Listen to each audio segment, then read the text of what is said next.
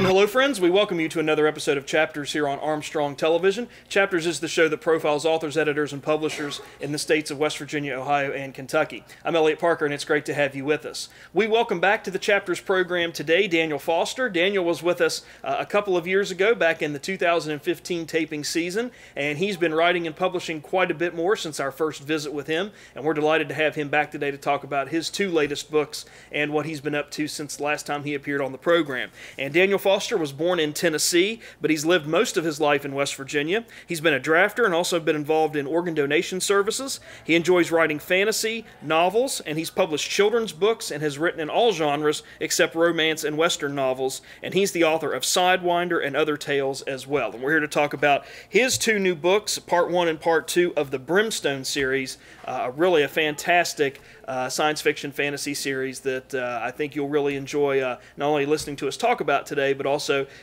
get a copy of it and check it out, because I think you'll be really impressed and pleased with it. So Daniel, good to have you back on Chapters, and welcome back. Good to see you. Thanks. It's good to be here. So I want to ask you about, I love these two books. I really got into them. I read them sort of apart from one another. I read Part 1 and then read some other stuff and came back and read Part 2. But I wanted to ask you about something that really caught my attention at the beginning of Brimstone Part 1, and that is a quote that caught my attention right in the early of the first page, early on before we even get into Chapter 1, and that is The Road Not Taken by Robert Frost, Sure. which is one of my favorite poems, probably by my favorite poet, classical poet. So why did you include that quote at the beginning, and what is its connection to what goes on in the story? Frost is one of the best poets who ever lived, in my humble opinion. He had an ability to distill some of the most beautiful and most important things of life down into phrasing. If I could craft an entire novel the way Frost could craft a poem, anyone who could do that would probably be the best-selling author ever. So there's always homage that needs to be paid to someone like that, essentially. And this book, when you get down closer to the end, you actually see a physical representation that is taken, that's done as an homage to that poem. Basically, the protagonist here, his name is Garrett. He's a 16-year-old blacksmith in the Appalachian Mountains in 1912. And when I read that poem, I read it originally when I was a kid, but when I read it again randomly before reading this book, I realized, before starting to write this book, I realized that was the path that Garrett was on in his life. That's where he was going to end up. He was going to end up at that road that diverged in the Yellow Wood. The Yellow Wood has an aura of, there's a somnolence to it. There's a quietness and a restfulness that comes with fall. But more than that, fall, especially in the context of this book, gives you the sense of something that is impending. And this book is a setup for, it's a setup for Ironclad, which is the book I just finished writing. But it's also Frost's poem played well into the way that this book wrapped up and what I was wanting to say with this book. And I looked on Google and just did some internet searches for images associated with that Road Not Taken poem, and oftentimes the common image that I saw, or some of the common images that connected together, was exactly what you're talking about. The fall image, the leaves falling, late fall, it's starting to get colder, but the paths diverting, and you standing at sort of this fork and not being able to really see exactly what's around either path. You can kind of see a little bit down, but you can't quite see around. And I think we think about what Garrett's situation is, especially here in Book 1. There is a lot of that. He could go this way, but he's not exactly able to see what's around this way, or he could take this other option and not exactly see where he's going there. So tell us a little bit more about him, because he's such a fascinating character and a character that we follow through both books. But tell us a little bit about him. You mentioned he was a blacksmith, but what is he getting himself involved in, at least in Brimstone Part 1? Okay. In Brimstone Part 1, Garrett, like I mentioned, is a blacksmith set in 1912. And in the early 1900s, these Appalachian hills that we're in here were more than just wild. They were pretty dark. In most of the towns, there really wasn't any law. The history books lead you to think there was a lot more than what there really was. Murders and lynchings were very common. And so when Garrett's pa dies, and he becomes the town blacksmith at 16 years old he's a good blacksmith, but it's a lot of responsibility. And the town is coming apart at the seams because of a particular thing that we'll probably get to later that is in the woods around the town. But Garrett this, you and I were discussing just briefly earlier that Brimstone is a bit of a buildings Roman, and so there are certain themes that I think are key to human existence. Obviously, there are certain things that we all do and that we all need, but more than that, I saw Garrett in so many people that I knew, so many hurt people who had struggled so much in their life and who had overcome so much, and Brimstone kind of became a way to express, kind of became a way to capsulize some of the things that I've seen people survive, that I've seen people do. It became a way vicariously to pay a little bit of honor to those people, I suppose. So it's a roundabout way of answering your question. Oh, no, I think that's great. And we see Garrett going through sort of an emotional tug of war, but also a physical tug of war. He takes quite a bit of punishment. He does. As he goes through the story. He does. You open the book with two sisters, Molly and Charity, and we kind of get a little sense of what's going on through them. So tell us a little bit about them and kind of the relationship that they have as sisters, because they're very different in many ways. They really are. Charity is the typical creative type, and Molly, the Malverns, Molly and Charity Malvern, live with their parents, and her father happens to be the timber baron who essentially controls the town, because that's the way it worked in Appalachia at that point in time. The guy who had the money pretty much made the rules, and that happens to be Molly's father. Unfortunately, they have an absolutely terrible home life, and that plays out differently for each of them. Charity, being the creative type, Charity, you see that she's a painter early on, and Impressionistic painting hadn't really, it had only just barely begun to come into being at this point in history, and Charity is one of the very early Impressionistic painters. Now you can imagine living in an entirely realistic, barely post-Victorian world, the way an upper-class socialite mother would respond to a daughter who is entirely creative, and so the conflict just continues to grow worse between them. Molly loves her mother, loves her sister dearly, and Molly tries to be the peacemaker, tries to be the one who steps in and continues to repair what she has no ability to repair. So Molly begins to unravel as well. She's only, I think, 12 or 13 when the story opens. Mm-hmm. So, yeah, that's basically how their relationship proceeds and unfortunately degrades. Yeah, it does really degrade it. And I really, one of the things I really like is sort of the interplay that Garrett and Molly have. First of all, tell us, before we get to that, when they meet and kind of their initial reaction to each other. When Garrett and Molly initially meet? Yeah. Molly, I was never a believer in love at first sight until I've talked to more than one couple, people I know who would not lie to me, and I can see it in their eyes that they are telling me the truth, that they fell in love at first sight. And so I started to explore the concept a little bit, and as I did, I kind of realized that that's probably who Garrett was and who Molly would be, and so that's just how it happened. They were, I believe, there's a reflection back on it. At one point, I believe he mentions that they were sitting out behind the schoolhouse when they were 10, 11 years old, something like that. So, and they've been sweethearts ever since. And I love there's on page 114 you write a little bit, but they're having this conversation about sex, and Garrett is obviously more open and more interested in this maybe than Molly is. But one of the things that they kind of talk about is the devil and the devil wanting to torture fornicators, and if Molly says if we go down this road we're gonna pay an ultimate price, and I think there's a strong undertone of religion and punishment and damnation, especially in this first book. But Molly seems to have more of a sense of that maybe than Garrett does. Garrett just kind of seems to like to live for the now and live for what's going to satisfy him right now. And so I just loved that particular scene. But I think that opens us up a lot to what we're going to see later on in the chapters that follow. So is that a scene that you felt like because of love at first sight and they've been sweethearts for a long time, needed to happen, or is that just something that kind of came together? Because I really thought that opened up a window for what we're going to see later on in the story. Sure. Well, you never write a story. You only create characters, and then you put them in a set of impossible circumstances, and you see what they do. The characters write the story. If the author ever writes the story, it's not going to be worth reading. This particular scene that you're talking about just basically happened, and what's going on there is it's it's just a scene that precedes in the book that you need to understand, but it's so much more than that in that it's the first expose on both of their personalities interacting that you get. Molly is the responsible one. Garrett is not. Ironically, the reason for that is pretty much one and the same. It's because of the way their lives have taught them to appreciate what's around them. Molly's life is falling apart, and she works constantly to try to hold it together, and she has mild success at that in the beginning, not much later on. Garrett has learned through his life that anything he loves can be taken away from him at any given moment.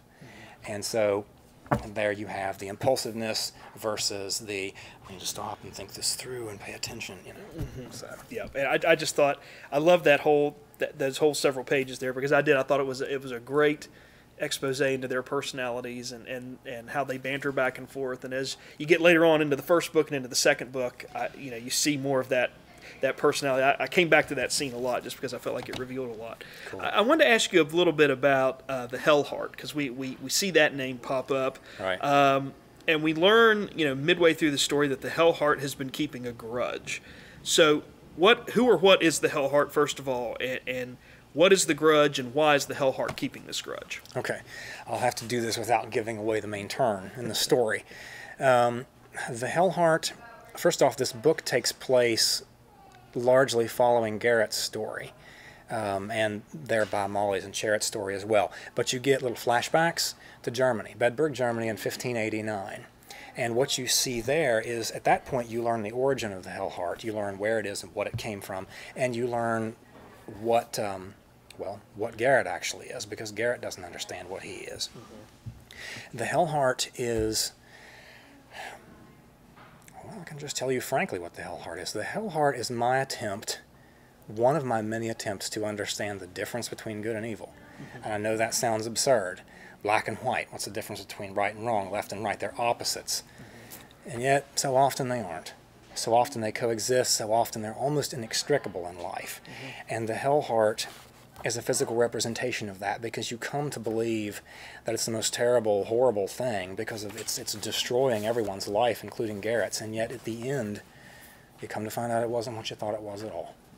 So, and I think that's probably about all I can say without giving away the twist. Yeah, absolutely. I don't want to give too much away, but you said something earlier that I wanted to ask you, sort of follow-up question to that about the Hellheart, about the Appalachian Mountains at one time, and this we see a lot of the story taking place in the early 1900s. We get dates mentioned early on in the story and throughout the first book.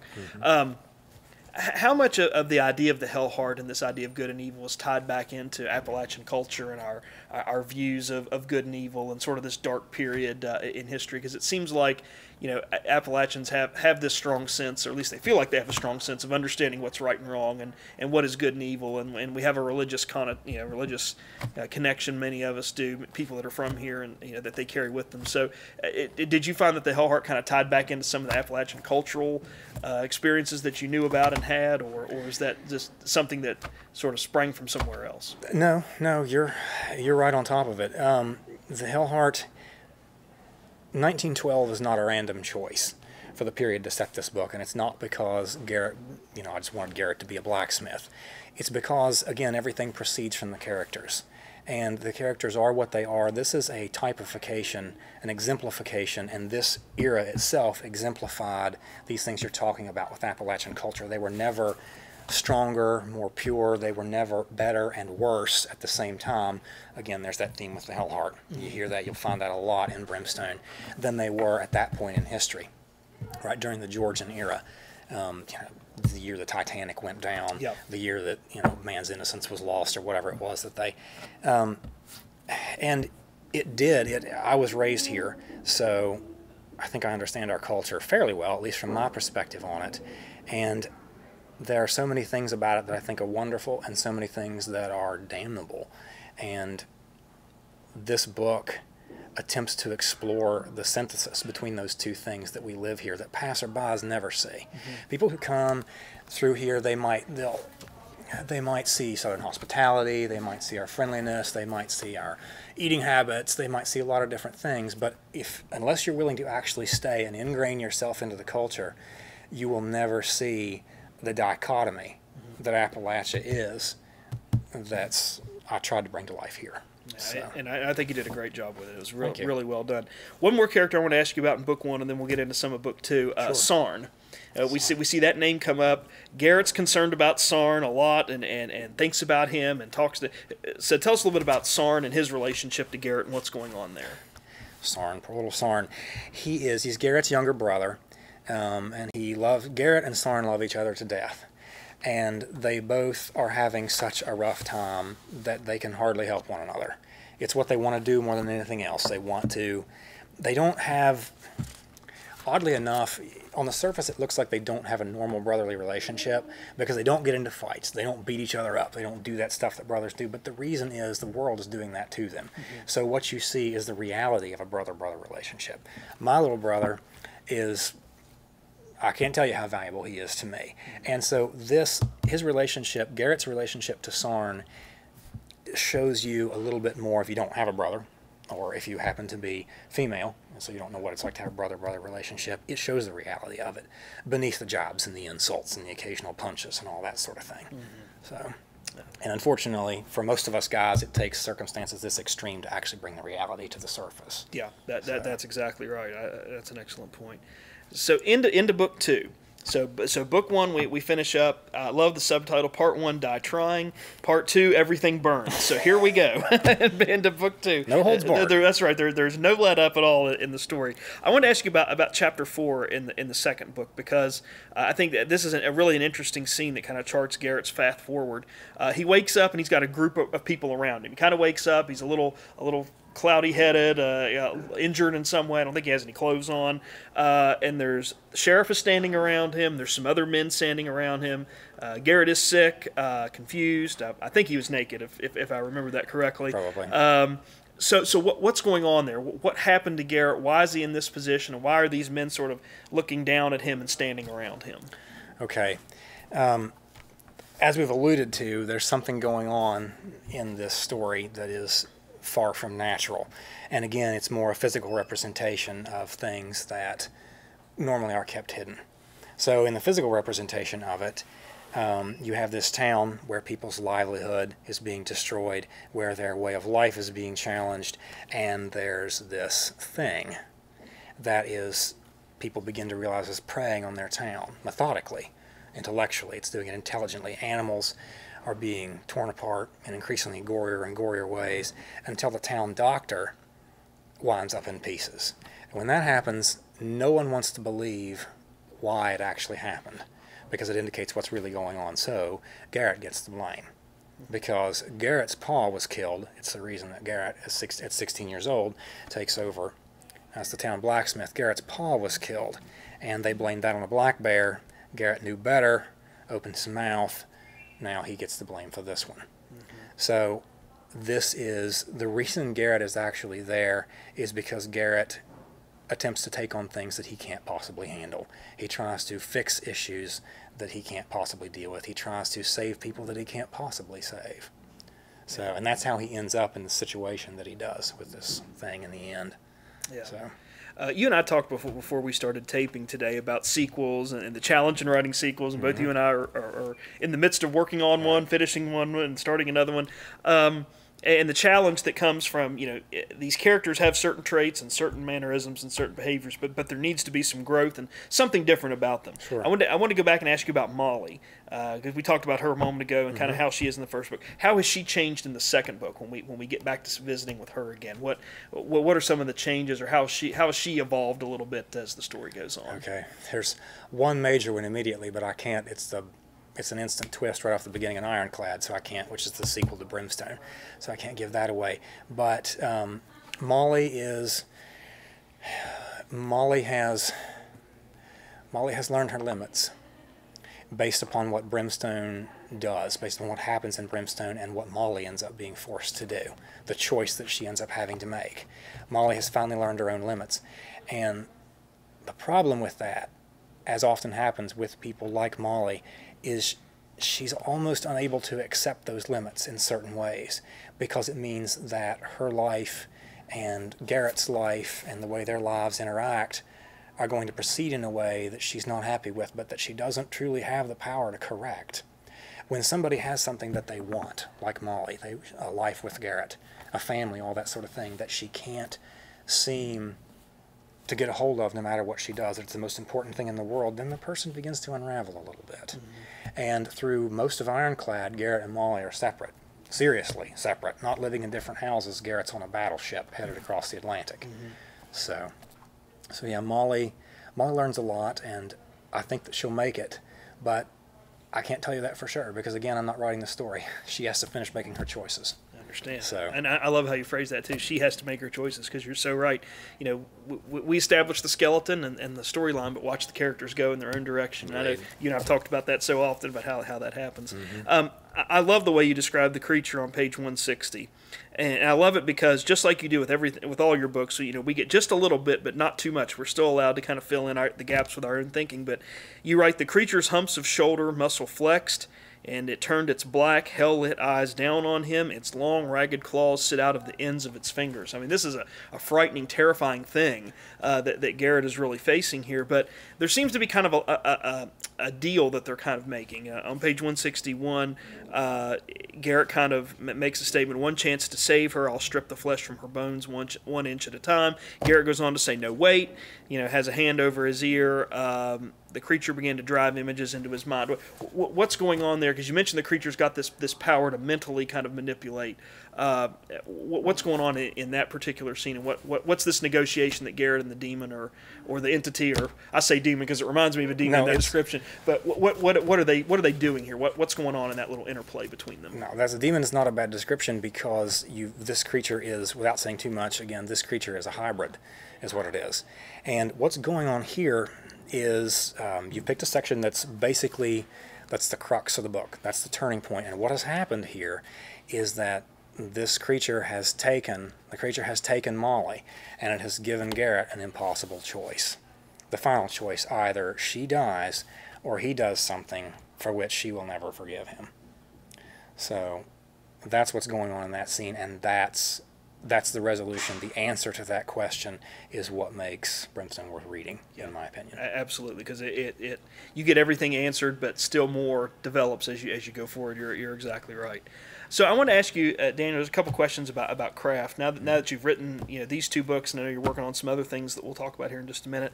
How has writing changed for you with these two books? Has anything changed much, or how have you learned and grown as a writer and through the writing process, working on these two books and having them finished? Writing is a self-exploration. I'm trying to remember who. It doesn't mean that you are all the characters or that the stories are about you. It simply means that you're exploring your own humanity as you explore everyone else's. I don't remember who it was that said it a lot more bluntly, that writing a novel is like stripping down in public, I think. And I hope that I will always grow through a book as much as I did through Brimstone, not just in writing craft, but personally.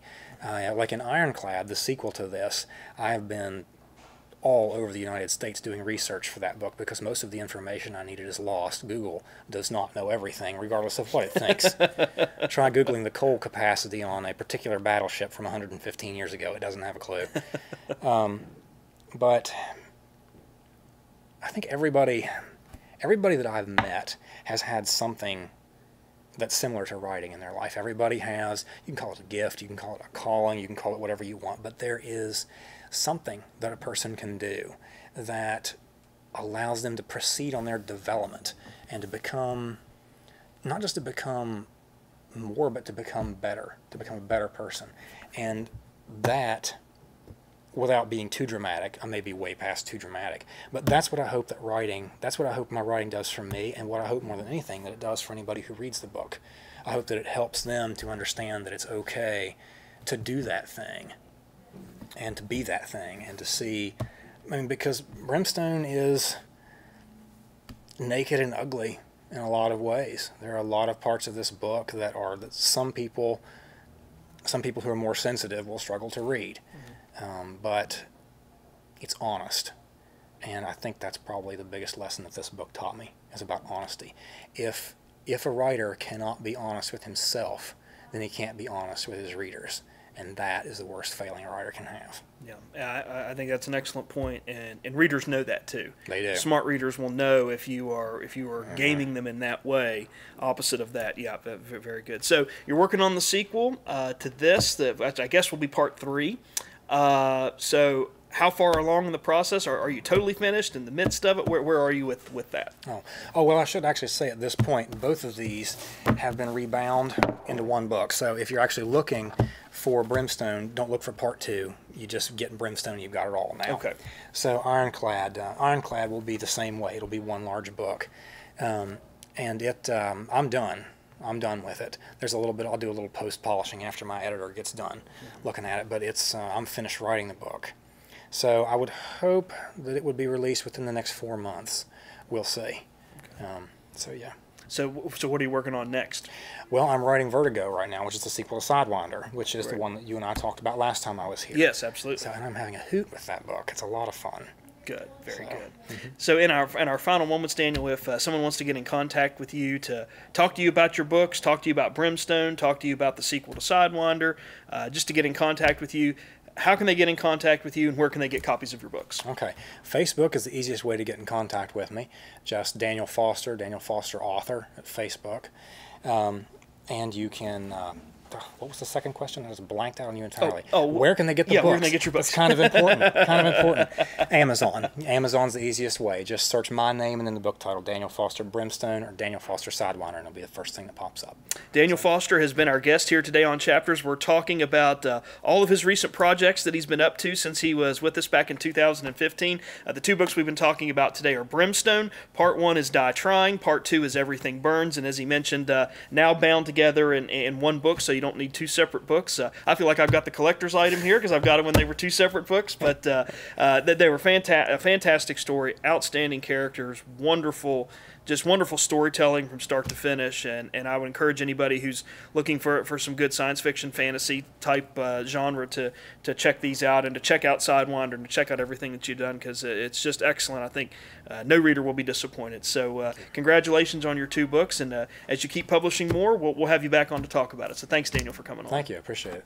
We also want to take a moment to say thanks to Chris Dargish and the staff and management of Empire Books and News for providing our on-site support and assistance today. We encourage you to come down to Empire Books and News and inquire about Daniel Foster's books, and also check out many of the other authors, editors, and publishers that you've seen featured here on the program. Their works are for sale right here at Empire Books and News. So if you want to come down and check that out, just talk to Chris and her staff right here at Pullman Square in downtown Huntington. They can get you taken care of for whatever reading taste and genre you're looking to get satisfied. If you're looking to reach out to the program and give us some feedback, questions, or comments about the programming that you're seeing here on Chapters, we've made it possible for you to do so. One of the ways you can do that is through email. Our email address is right here at the bottom of the screen. We just ask that you please put your name and the town and community in which you're writing from so that we can keep track of that correspondence. If you'd like to stay in contact with us through YouTube, we've made that possible as well through the Armstrong One Wire page available through YouTube, and that address is also here at the bottom of the screen. Once you put that into your search browser, look for the Chapters tab, and there we have all of our author, publisher, and editor interviews archived for you there as well.